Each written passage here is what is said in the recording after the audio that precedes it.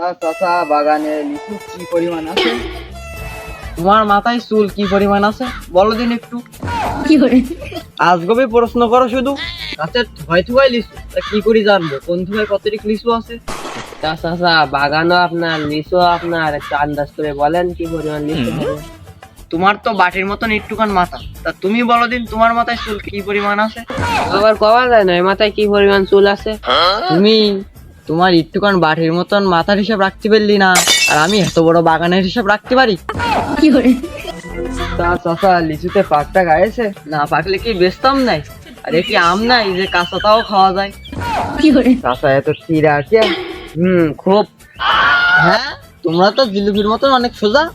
কি করে পুরো বাগানে লিচু পাড়ার মতো হয়েছে। এসব না পাক কথা কবা না বাপ। আমার লিচু জাতের লিচু, আর আমার লিচুরা কি পরকিয়া করে? যাই একখান পাকবে নে, কাইল একখান পাকবে নে। চাচা গাছের গোড়ায় তো সার আগে পরে দেওয়া হয়ে গেলে আগে পরে পাকে হচ্ছে লিচু। আমরা তো দেশ বিদেশে ব্যবসা করে বেড়াই। তোমরা ব্যবসা করে বেড়াও আর আমি বাগানে লাগাই বেড়াই, আমার সিতাব তোমাকে বেশি বুঝলে হবে না।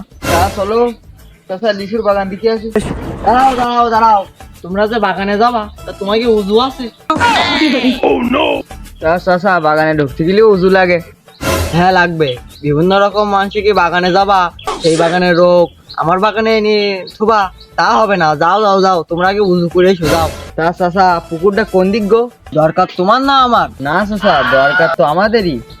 তাহলে যাও খুঁজি নাও গে যাও। কি করে তো আলতালি পুকুরটা খুঁজি উজু করে আসি।